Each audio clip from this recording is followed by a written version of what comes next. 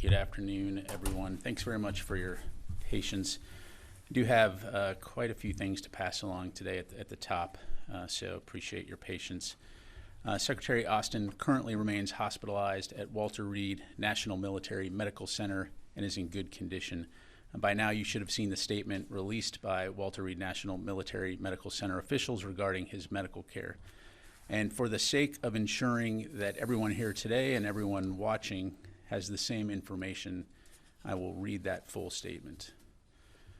This is a statement from Dr. John Maddox, Trauma Medical Director, and Dr. Gregory Chestnut, Center for Prostate Disease Research of the Murtha Center Director at Walter Reed National Military Medical Center in Bethesda, Maryland.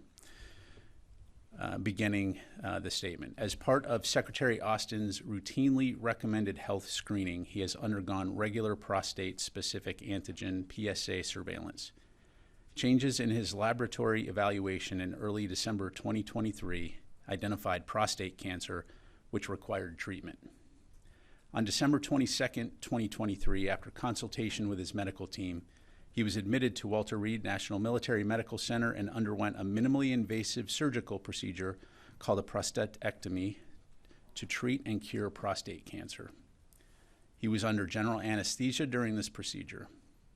Secretary Austin recovered uneventfully from his surgery and returned home the next morning. His prostate cancer was detected early and his prognosis is excellent. On January 1st, 2024, Secretary Austin was admitted to Walter Reed National Military Medical Center with complications from the December 22nd procedure, including nausea with severe abdominal, hip, and leg pain. Initial evaluation revealed a urinary tract infection. On January 2, the decision was made to transfer him to the ICU for close monitoring and a higher level of care. Further evaluation revealed abdominal fluid collections impairing the function of his small intestines. This resulted in the backup of his intestinal contents, which was treated by placing a tube through his nose to drain his stomach. The abdominal fluid collections were drained by non-surgical drain placement. He's progressed steadily throughout his stay. His infection is cleared. He continues to make progress, and we anticipate a full recovery, although this can be a slow process. During the stay, Secretary Austin never lost consciousness and never underwent general anesthesia. Prostate cancer is the most common cause of cancer among American men, and it impacts 1 in every 8 men and 1 in every 6 African American men during their lifetime. Despite the frequency of prostate cancer, discussions about screening, treatment, and support are often deeply personal and private ones. Early screening is important for detection and treatment of prostate cancer, and people should talk to their doctors to see what screening is appropriate for them. End statement.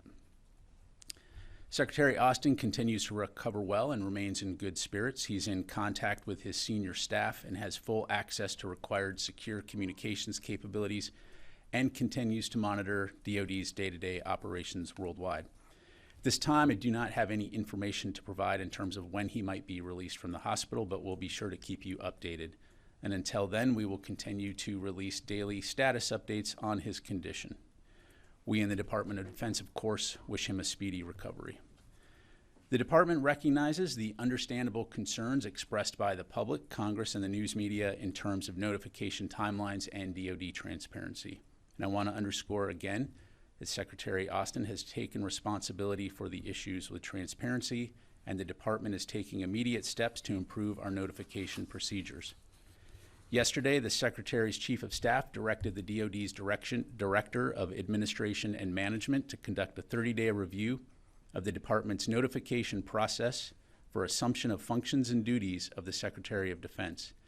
While the review is underway and effective immediately, the Chief of Staff also directed several actions to ensure increased situational awareness about any transfer of authorities from the Secretary of Defense, to include ensuring that the DoD General Counsel, the Chairman and Vice Chairman of the Joint Chiefs of Staff, the combatant commanders, the service secretaries, the service chief of staffs, the White House Situation Room, and senior staff of the Secretary and Deputy Secretary of Defense are all notified, and that the notification for transfer of authorities includes an explanation of the reason.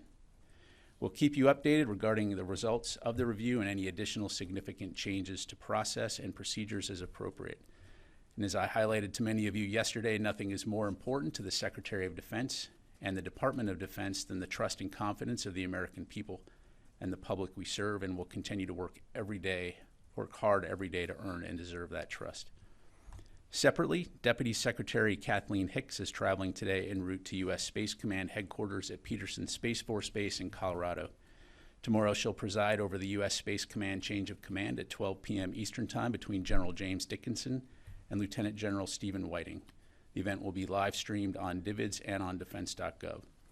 Also, Dr. Michael Chase, Deputy Assistant Secretary of Defense for China, Taiwan, and Mongolia, began talks yesterday with People's Republic of China Major General Song Yanqiu, Deputy Director of the Central Military Commission Office for International Military Cooperation, at the Pentagon for the 17th U.S. PRC Defense Policy Coordination Talks. Those meetings conclude today, and we'll issue a readout later this afternoon. Finally, as some of you may be aware, the United States of America Vietnam War Commemoration was launched in 2012, authorized by Congress under the Secretary of Defense in support of a national 50th anniversary commemoration to help thank the nation's Vietnam veterans and their families for their service and sacrifice on behalf of our nation.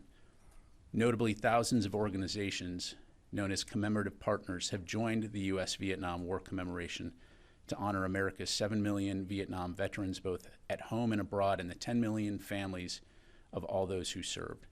This Saturday, January 13th at 4 p.m. Eastern, a special commemoration of the service, courage, and legacy of Vietnam War veterans and Gold Star families, and a renewal of American commitment to account for those heroes who may remain missing 50 years after the war's end, will be observed at the National Cathedral in Washington, D.C., hosted by a commemorative partner, the Air and Space Forces Association, and 40 supporting organizations. The event is open to the public and will also be live streamed. For more details, I'd refer you to the Air and Space Forces Association or National Cathedral websites. And with that, I will take your questions. We'll start with Associated Press. Tara.